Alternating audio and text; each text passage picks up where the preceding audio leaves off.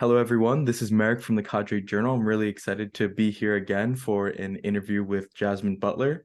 They recently wrote a very interesting article about education in organizing spaces. And I'm going to turn it over to them for a little introduction. If you could just talk a little bit about yourself and your background, that'd be great. Yeah, thanks so much. Like you said, my name's Jasmine.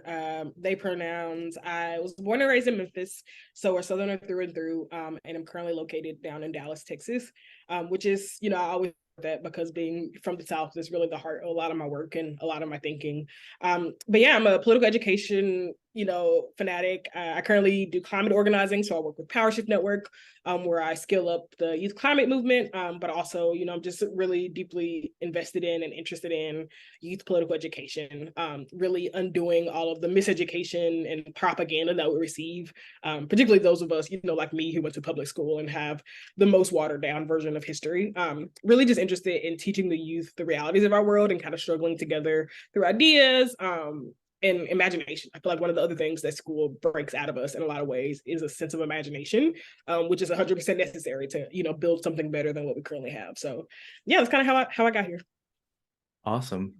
Um, so in your article, The Imperative of Political Education in a Miseducated Society, which I just have to say is a great title. Like, I love that. I'm gonna start from kind of the end because I actually feel like the ending kind of is what I was really drawn towards. You talk quite a bit about nihilism in education and things like that. And I wanted to ask, what are some of your experiences with nihilism, whether it be in organizing and education, just with people around you? I would love to hear more about like some of the struggles with, how can we get people out of that nihilism? Yeah, absolutely.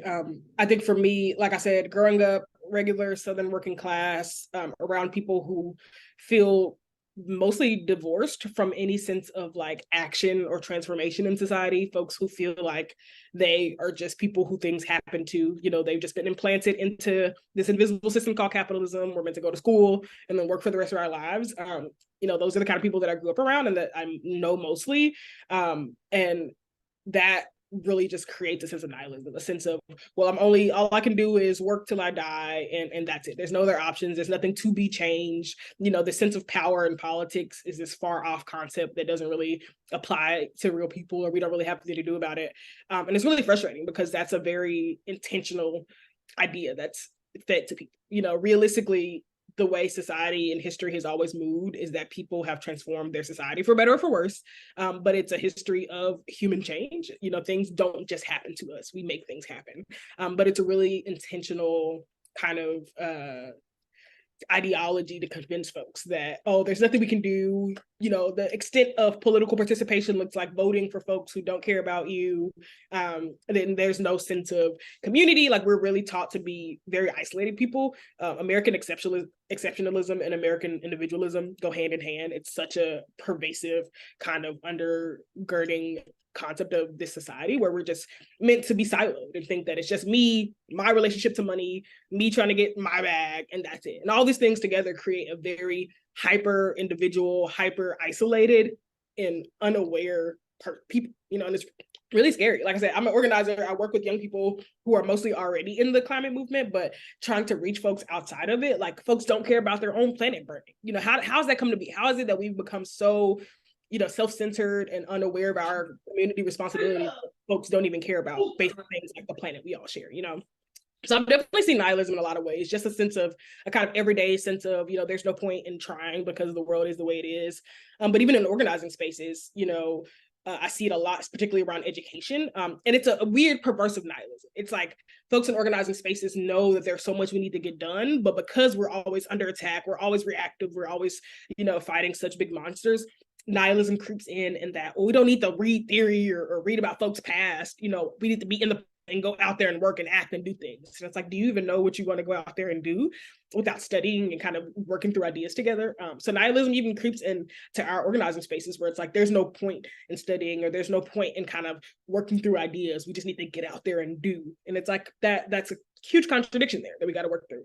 So it really shows up everywhere. But in terms of combating it, I love this concept of revolutionary optimism, which, a lot of people have defined it differently, but I really love this idea of, for me and so many other folks who are aware, and we get to feeling this deep sense of like doom and dismay and like nihilism and just like, oh, there's no point. Like we're too far deep in the climate crisis. We're too far deep into fascism. Like there's no way we can do anything.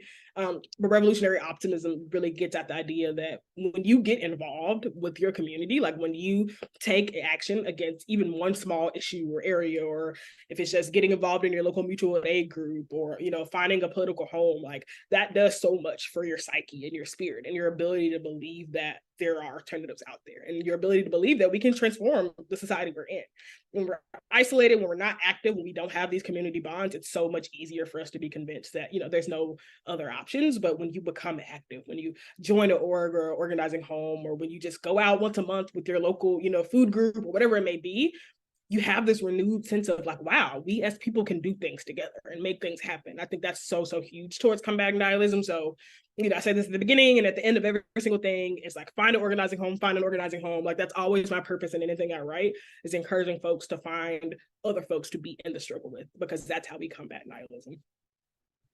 I think I really like that you talked about, the revolutionary optimism, because that's definitely like a concept that I really enjoy talking about, because nihilism isn't just like a problem for organizers, it's like hard to like talk with other people, but it is draining for an individual who is nihilistic. Like if you're someone who believes like, this is the world and this is how it's always going to be, like it is extremely draining. And I 100% agree that it's really that sense of community. It's those organizing spaces where you can find other people who believe in that real alternative. That is when the switch happens, where you're like, change is possible and all these really great things. And this kind of goes into my next question about Paulo Freire, because I feel like his concept of like student, like it's like not student liberation, but like mental liberation. The way he wants to teach is like there is liberation within every individual, and through discussion and learning, like that is how it comes through. And I kind of wanted to ask, how did you come upon Freire, and how did you start applying it into your own practice? Yeah, absolutely. I think how did I first get introduced to Freire? It's definitely in college. Not every college class or professor is radical by any means, not even in so-called liberal institutions, but I was lucky to have some really dope, Marxist feminist professors who put me on to radical thinkers, early on in undergrad. And so one of our teachers, instead of just jumping into course content, they ground their classes in their pedagogy. They're like, I'm a student of Paulo Freire. We're going to read an excerpt from chapter 1 so that you can know how I'm approaching this class. Because when you're engaged in radical pedagogy, when you're not just showing up to lecture and read from a book and expect students to play a certain role, it shows up in everything you do. And it's a radically different way to be in a classroom. The professors who started off with the discussion of their pedagogy, those classes were miles from other folks who had no real discussion of like, what is our relationship here as students and teachers.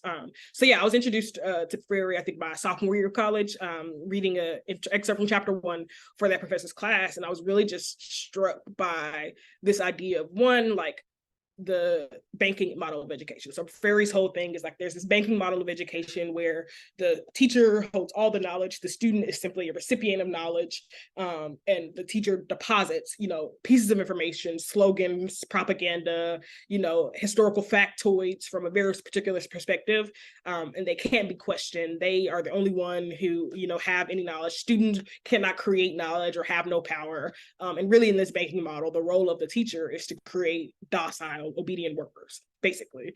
But in Freire's model of education and his pedagogy is all about problem posing education. And so, not to rehash the whole book or the article, you can go read it and I talk about it more there, but basically it's getting at, you can't even, if you're really radical and you're really, trying to do revolutionary education, you can't do what the right is doing and just come in with your own dogma and your own principles that you're just trying to teach folks and have them believe you and win them over to your side. Like that's not enough. That's not actually building a revolution. It's actually about students are. People are not gonna be receptive. Working class, regular people are not gonna be receptive to you coming in with a bunch of theories and a bunch of things that don't feel related, to them. it's not going to work. They're not going to be interested. They're going to be like, what are you talking about? Why is this at all relevant to me? Freire says when you start from people's experiences and you get them to reflect on their own world and their own experiences and their own positions and start making connections from their independent experiences, and then you step in and you support them to bridging those connections to systems and systems thinking, that's when you have transformation.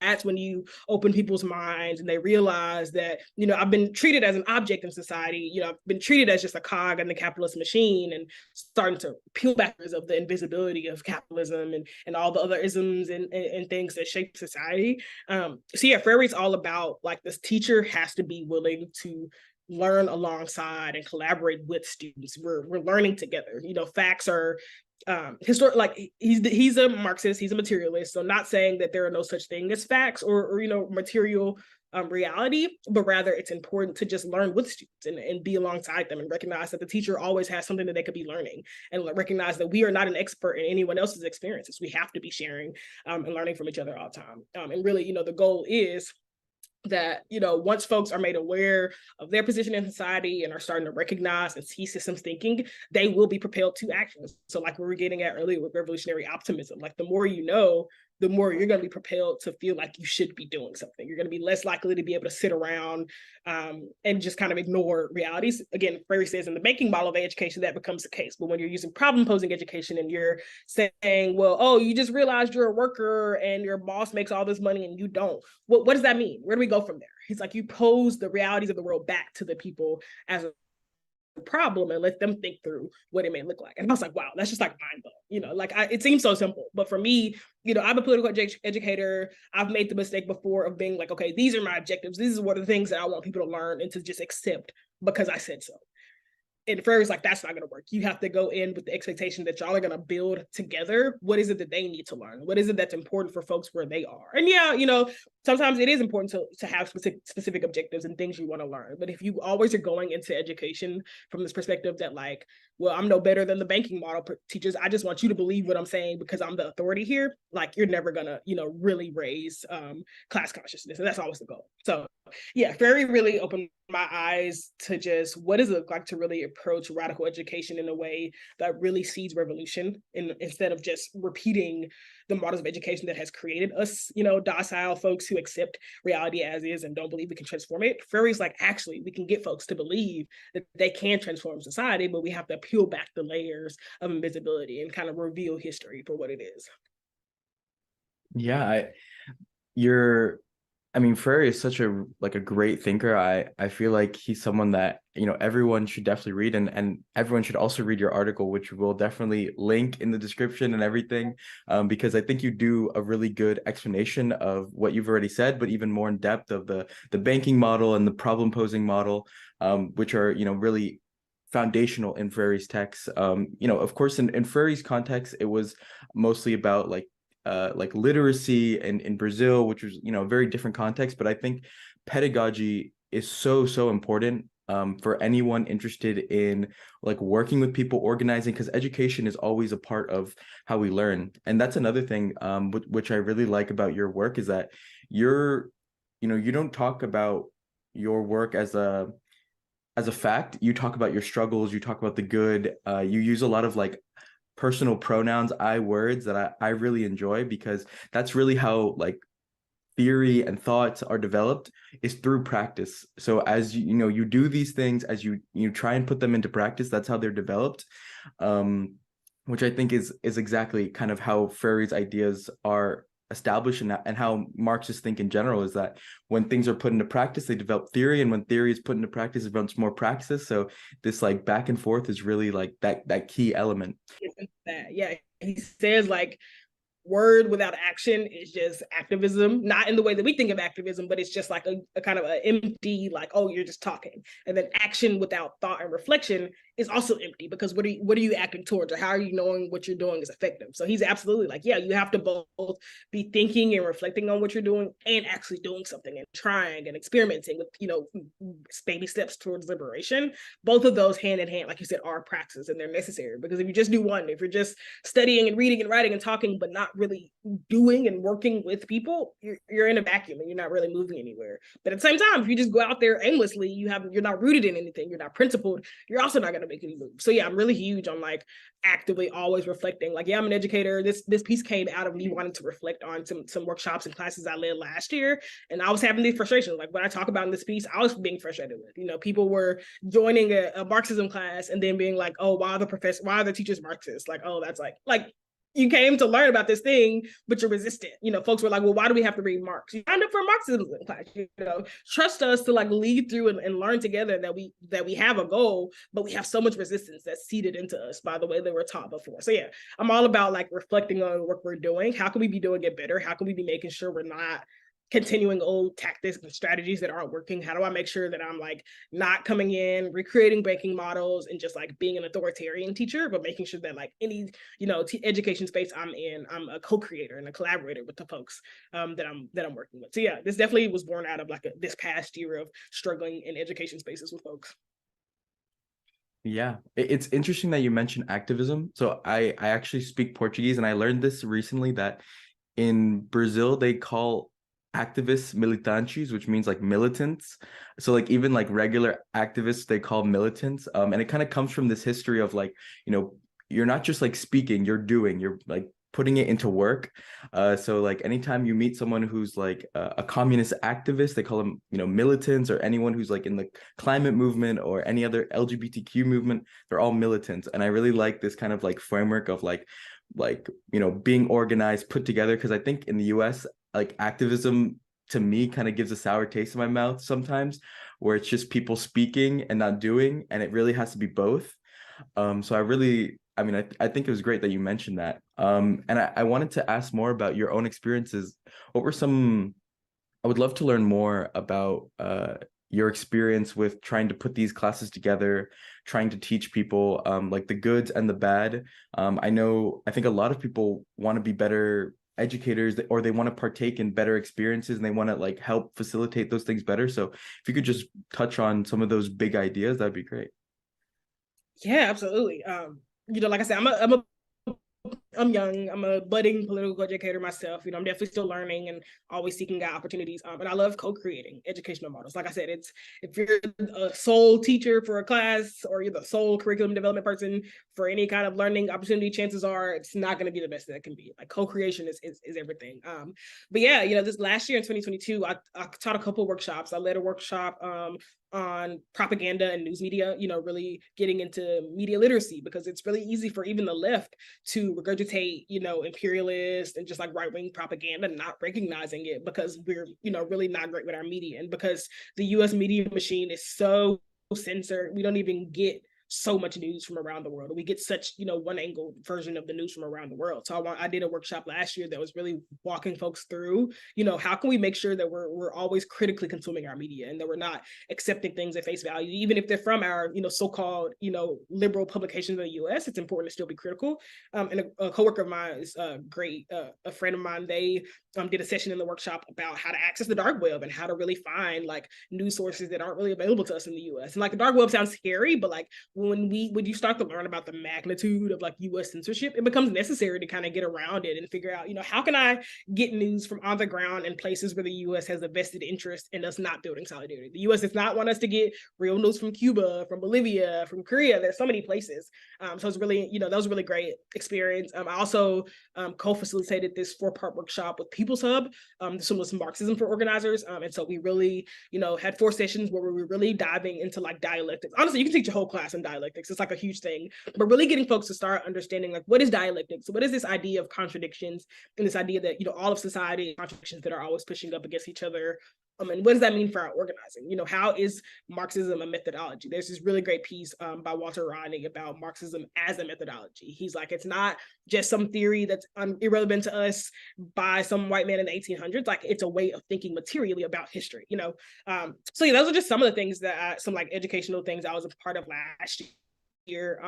And I really learned, a lot of what I said in this piece, I really learned that even in our left spaces, we can be really resistant to creating the time that we need to for education. It is so important that we're constantly reflecting on what we're doing, our actions, our strategies. Like, and a lot of orgs are realizing this right now. I'm talking to a lot of folks who are realizing like our strategies are not battling fascism as hard as they need to be. Like, we are losing in a lot of ways because we aren't being reflective enough about, is what we're doing working? We aren't taking a vested interest in our movement history and making sure that we're learning from those before us. And so that's really where I'm coming from. I'm really big, my two big things are peer-to-peer learning and movement history. So how can folks fighting similar battles in different places learn from each other? Like I said, I work in the climate movement. A lot of times when folks are dealing with, for example, pipelines, it's the same couple corporations, but they love convincing folks, in the town that they're the only ones fighting that battle, but that's absolutely not the case. I'm from Memphis. The folks there put on an amazing effort and stopped a pipeline in under a year, which was like unheard of. But so much of that was connecting them with other folks in other places so they can hear like, hey, y'all have fought the same monster. How can we support each other and learn from y'all? And that's the case in so many ways. I'm really interested in disaster mutual aid and knowledge learning. How can folks in New Orleans and the Gulf South who have been dealing with disasters for so long, like commune with and support folks who are going to be increasingly dealing with disasters that they haven't before, because of climate change? Like, how can folks learn from each other? So there's so much there, so organizing strategies and tactics, especially militant, especially guerrilla and underground and non-profit work, so that's a huge component of kind of all the educational work I do. Like, how can we bring folks together, not me being the teacher all the time, but empowering folks to feel like they have something to teach others and that their experience has yielded wisdom that is helpful for others. And then the other avenue for me is movement history. So I'm huge on movement history. Like I said, the United States, if you grew up in a public school, you have the most watered down, 5 black and white photos of MLK is your sense of, US left history. And there's so much more than that. So I'm really big on like, how can we make sure that we're really learning from the folks who've come before us, who have been fighting the same battles, maybe in different names, but have been fighting for liberation from capitalism and patriarchy and all these things for so long. There's so many lessons here, and especially outside the US.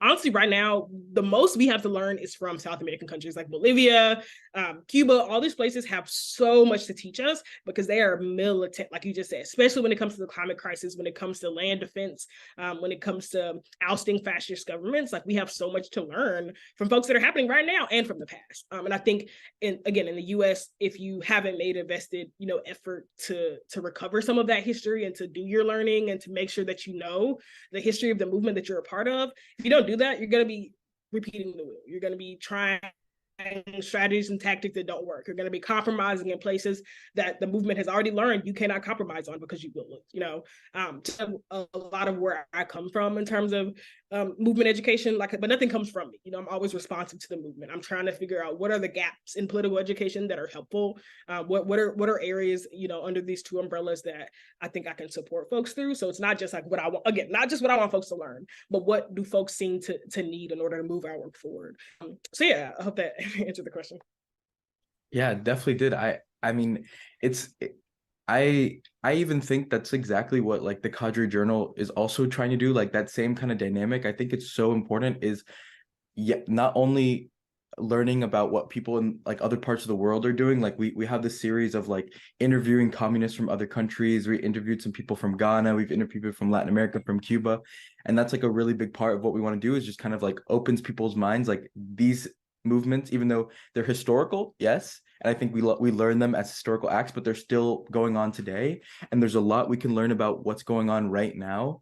That's like a big part of what Cadre wants to do. And then also about internal, like recently we interviewed the All Marxist Leninist Union at Rutgers, which is like a student organization. They're a Marxist Leninist student organization specifically, and it's like, all right, there's a lot of young people who feel isolated. Like, maybe you believe in revolution, but there's not a community around you. You feel like your school or the community is going to attack you for your, ideas.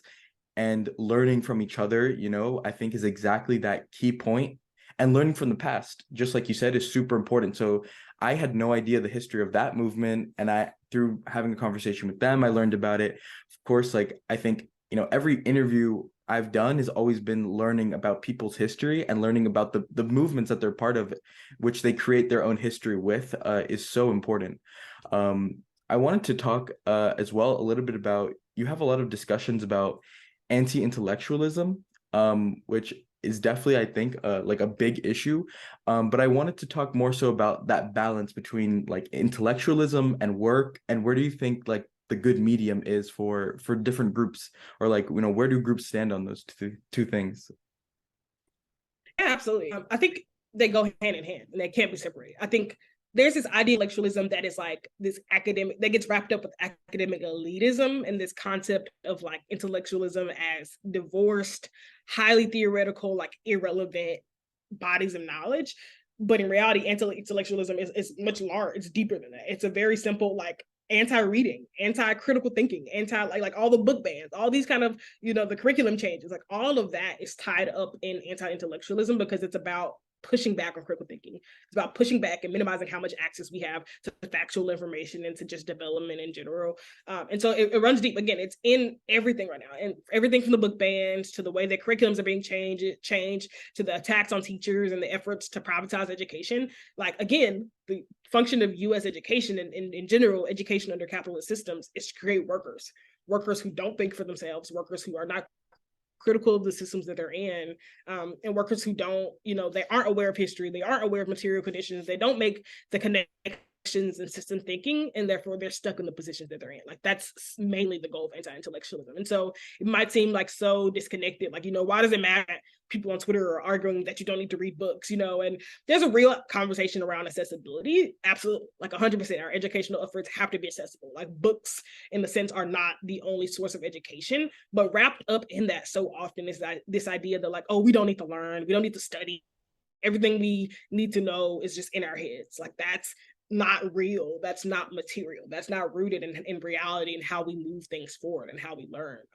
So yeah, intellectualism, it's really scary. And again, it shows up in our movement spaces, this sense of, you know, again, I get it, being this, and this is what Ferry talks about, when you just throw a bunch of names and theories and things at people, like they're not going to be receptive to it. They're going to be, what is this? This is not relevant. And anti-intellectualism can easily come from that, not realizing, you know, when we go into spaces trying to just like deposit knowledge onto people that they don't yet see the relevance of, we're going to create a sense of anti-intellectualism and a sense of like studying just seems like a waste of time, and it just seems like, you know, something for artsy fartsy people or for academics. Like, why is that relevant to us? We're here to do the work, you know, like you said.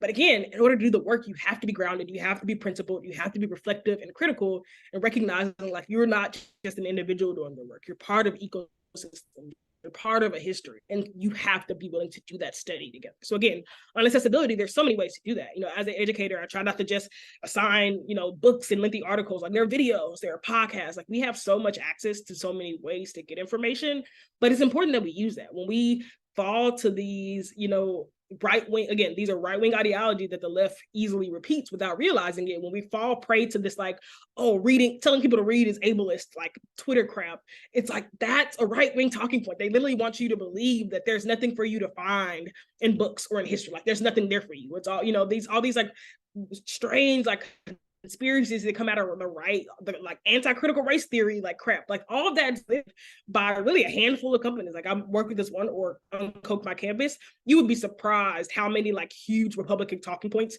that like determine elections literally straight up are made up by like the Koch brothers to like funnel money in a certain direction, you know. And it sounds like a conspiracy, but this is real. Again, this is what happens when you're actually critical, when you're finding, you know, grounded news sources, and you're in debate and discussion and then struggle with the folks that you're around. You like see things, you recognize, and there's so much, like so many invisibilized hands in the way that society that works. And again, the more I talk, the more it's easy to start sound like a conspiracy theorist. But again, this is the material, this is the real. What they want to convince us of is that that's not worth looking for, and that's not worth reading, and we shouldn't be reading, and we shouldn't be studying, and we shouldn't be reflective. And you see how you get into this circle, you get into the cycle of like, oh, you know, by telling us not to read, they're able to stop us from recognizing, you know, the harm that they're doing. You know, when folks don't know, you know, their legal history, they don't understand the precedent of these kind of wild laws that are trying to be passed right now. And when folks don't know their movement history, they're you know, not, you know, they're really like angry and frustrated at protesters because they're like, you know, what are you doing? Why are you being so disruptive? Not realizing that no one has ever kindly given folks their rights. It's always been a struggle, you know, through history. So there's ways that like repeat this like this narrative around like, oh, we don't need to study, we don't need to read, there's nothing, you know, we just need to be out there doing the work. Our work is not grounded and it's not moving us forward. We're just walking in circles. So that's why I'm always like go so hard for like, please don't repeat crap that is like, oh, like reading is ableist, telling people to read is ableist, or telling people to study is like a waste of time. It's like, y'all's organizing is not going to get anywhere if you're not constantly reflective and like grounded and principled in something. Yeah, that's I mean I love that. I mean, I think you make a lot of great points. And when we're thinking about anti-intellectualism, I mean that history of its, you know, like uh like capitalist and bourgeois like necessariness, like we have to be like that the capitalist bourgeois state has to be anti-intellectual in order to keep people a certain way. I think is 100% true. And it's so difficult for young people coming out of those systems to kind of break through. And that's why it's so important to have, good educators who are able to kind of facilitate that process of going through those steps. It kind of makes me think, I've had a lot of different discussions with people who have gone through the climate movement, have gone through like different like social movements, which aren't necessarily Marxist in nature, but, people who are really interested in, changing the world. They see a problem, but they don't know kind of the larger systems, or they don't believe in the larger systems. And it's kind of funny that you mentioned like the conspiracy theory thing, because I feel like that's like a common thing where people are like they go through a movement, maybe it's successful in some ways, but ultimately it fails because it doesn't have that, you know Marxist analysis. It doesn't have that broader analysis. They do read some things, and it kind of makes them like a different kind of nihilist, where it's like, I know capitalism is the issue, but I can't even address that. And then they have this conspiracy theory phase where it's like, look at all these hands of capitalism being acted upon us, like there's nothing we can do. And I think the next stage is the revolutionary optimism, and getting people through those steps is like the hardest thing. And I wanted to talk, because you said that you mostly do work with like educating people in the climate movement. I wanted to ask, uh, what are some of the what do you think are some of the, I don't know, like techniques for kind of getting people through those different stages? Like, I'm thinking specifically about the young people who maybe they join Sunrise Movement because they're really concerned about the climate. But maybe they have one success and two failures, and they're kind of like, all right, where do I go from here? Like, how do you get those people to kind of embrace a broader analysis, embrace the fact that capitalism doesn't only contribute to climate change, but it contributes to racism, to patriarchy, all these different things? How do you kind of build that up? Yeah, one of the main tools, and it sounds repetitive and kind of overly simple, but it's so true. One of the main tools is reflection. What I'm in contact with some of the lead organizers who are kind of reorganizing Sunrise and trying to learn from their successes and failures and figure out, what's a better model going forward. And the biggest key is reflection. So I would say to that student or that young person who's kind of, a little burnt out or a little, jaded by their experience in a movement like that, is to reflect with your fellow organizers on what happened. What worked, what didn't work, what were all the actors. This is the method of dialectics. Who are the actors, what were the contradictions present, and really diving into that, especially like what were the contradictions you were working towards and what were the points of intervention you tried, is when you really start to see that, like, oh, it didn't fail because it's impossible to make change. It failed because y'all were attacking the primary contradiction. Or it's, the campaign failed because, you didn't recognize, like, the contradiction you were working against, didn't overcome the other, for example. Um yeah, like, a big part of it is simply, yeah, being reflective. And again, not in a simple way, but in a way that's really getting at, did we recognize, we went at this campaign trying to stop this oil company from, building a pipeline in our backyard. But did we recognize how the local government played a part of that? Did we recognize how the state government played a part of that? Did we recognize how local businesses were taking money from the pipeline, and so they were invested in it being built? Did we recognize that this pipeline has a history of doing this in other places? Like, did you actually look at all those components, or did y'all have a really narrow strategy that only tried to impact one part of it, and then that failed, and you feel like, oh, well, the systems are too powerful, we just can't overcome them, So a big part of it, and one of the main tools that you try to use, especially in spaces like that, where it's a matter of like, well, nothing works because this didn't work. It's like, actually, what that just means is that you experimented and you tried, and now you're back to the drawing board. That's really the kind of core component of organizing in so many ways. It has to be this constant cycle of experimentation, reflection, critical thinking, and dialogue, and then experimenting again.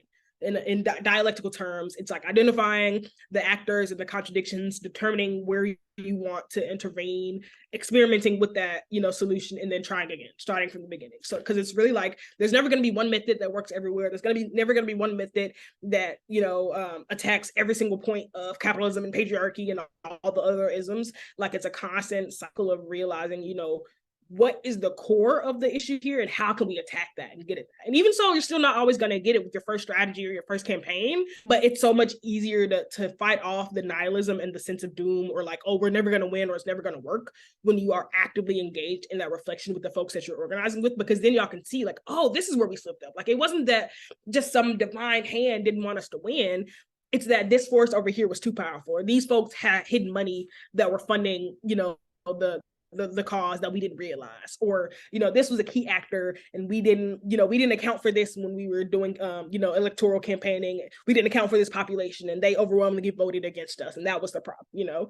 So yeah, if I can say anything in terms of like a key for educators that we can sometimes forget, is like the key thing in any of our organizing spaces is like, are we actively reflecting on our campaigns, on our strategies? Are we learning from our wins and our losses? Are we actually implementing out that learning into what we do next? Or are we just pushing along and hoping for different results with the same tactic? And that's not gonna work. So yeah, if anything, I just encourage folks to be reflective, be critically reflective. Don't be afraid of conflict. That's another, I won't even get into that whole wormhole, but a huge thing is that we have to be willing to be in conflict with each other. When we're conflict avoidant, when we think that conflict only means violence and that we can't heads and really strategize together, when we avoid that, we really can never move forward. We have to be willing to let our ideas like bump into each other and struggle through it and see what comes out on the other side, because that's how we move forward. And that's how we happen upon, strategies and tactics that actually work.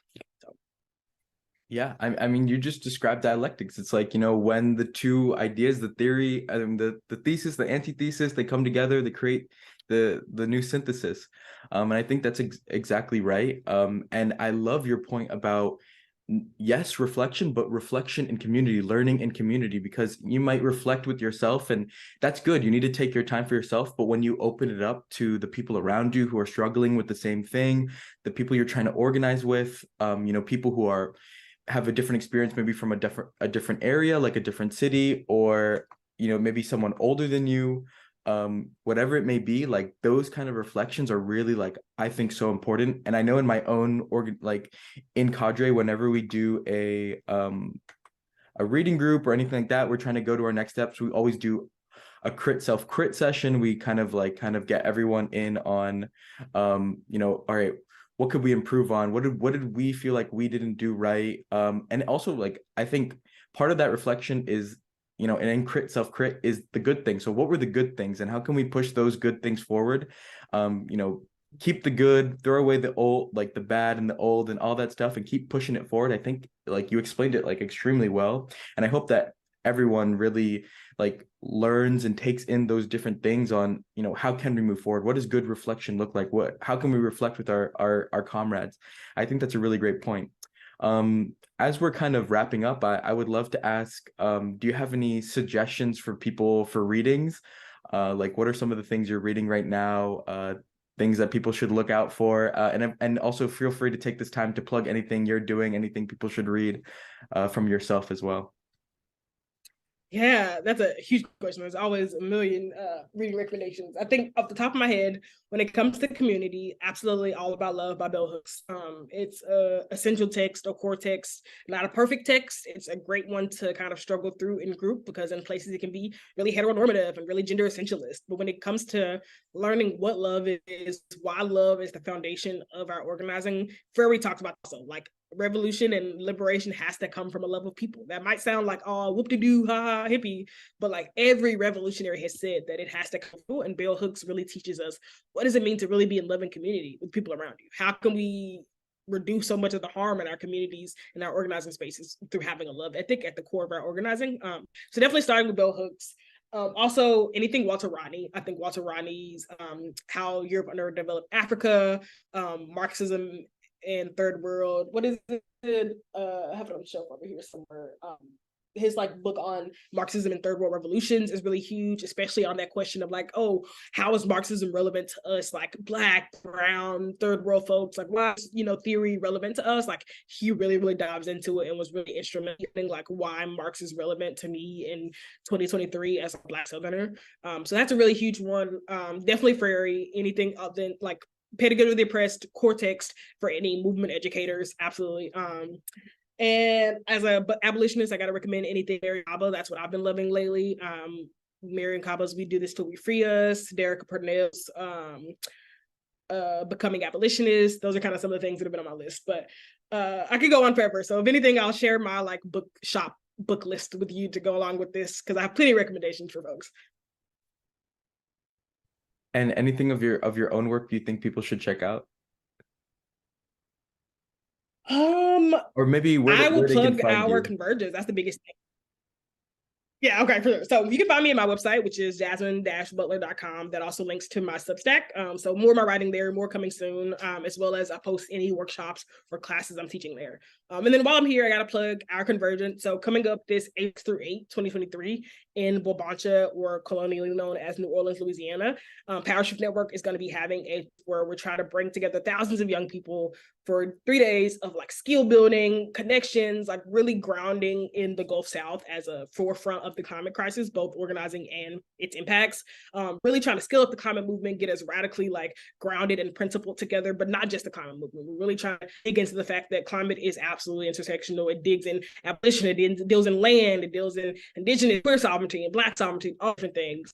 So I really invite folks to check out our website. You can look up Power Shift 23 and find out about it and register. It's going to be an amazing time. I'm so excited to connect with other organizers across movements, other educators. It's going to be a great time to just learn and do a lot of what we're talking about today. So critical reflection and bringing in new information and figuring out how we can then go home and make our movements better. So I'll just plug that here. That's awesome. And I have to say that I definitely agree. Walter Rodney, that is like a crowd favorite here at the Cadre Journal. We absolutely love Walter Rodney, and the Rodney Foundation and everything that Rodney's done and the foundation has done. So I definitely think Groundings with My Brothers is another really great one that I just have to say, because that was like such a great like list. And I'm glad that you mentioned it before in the interview. But thank you so much, Jasmine. This was a really wonderful interview. Hopefully we can talk again, and we'll keep in contact about things that you're doing in the future. Awesome. Thanks so much. I love Cadre. Y'all are doing great work, and I can't wait to chat more. Awesome. Thank you so much. Have a good day. You too.